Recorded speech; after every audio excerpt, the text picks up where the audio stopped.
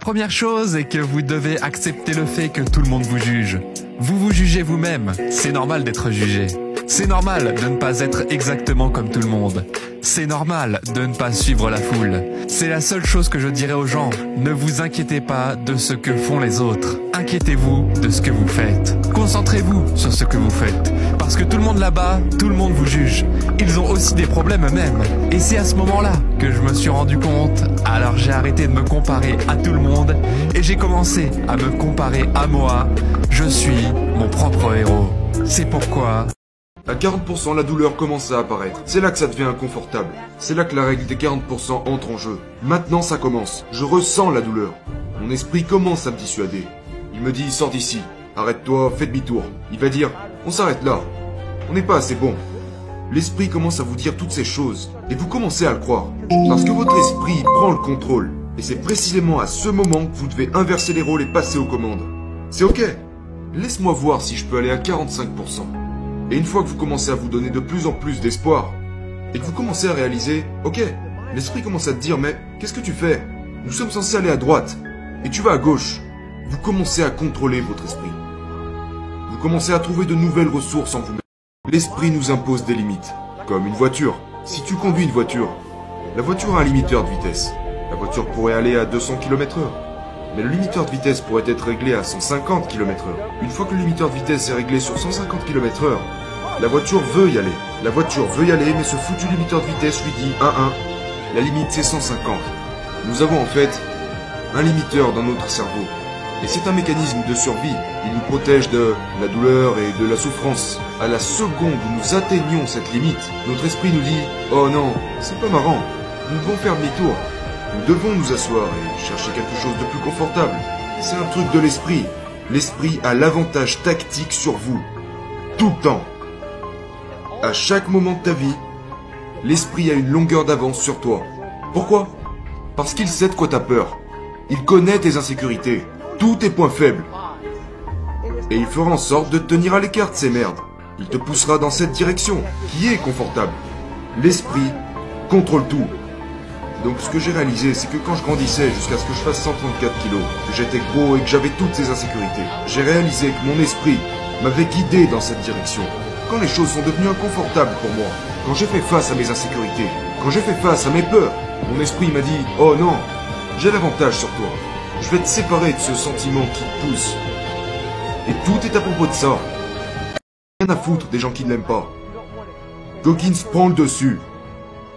Mais je dois aussi écouter David Goggins qui dit « Mon gars, j'ai peur de ça. Je suis une merde. La vie m'a rendu faible.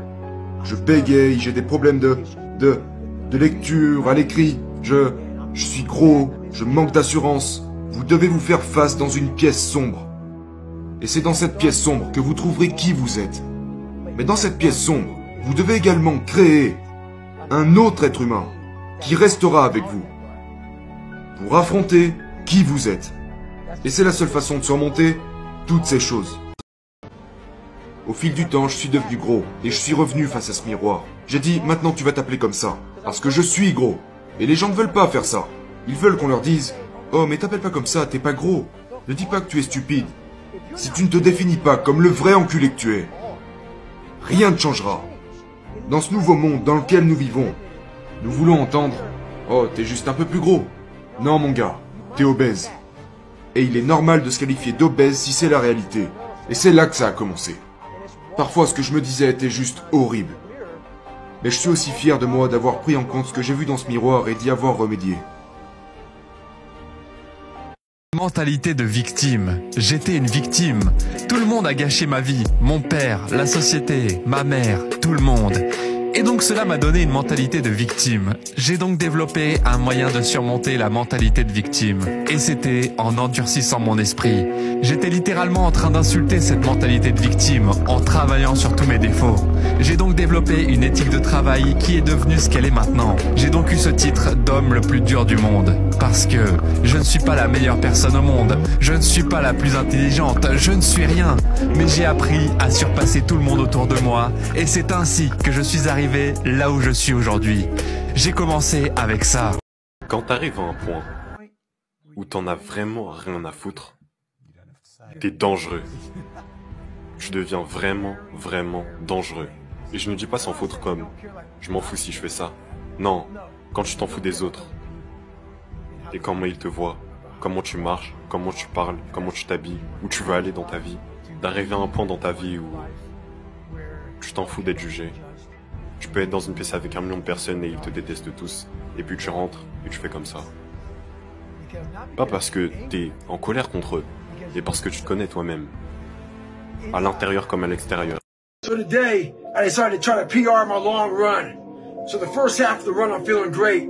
My mind is clear, nothing going on. Think about nothing but just my running pace, what I'm doing, my breathing, everything like that. Get to mile 15, I turn around, and the demons start to creep in. That inevitable walls creeping up on me. When you push so hard, something's about to give. And I start to give. My mind started to break down. I started feeling my legs starting to hurt. I started feeling dehydrated. Started feeling sorry for myself. Started looking around. No one knows I'm fucking out here running. Why don't you go ahead and just stop?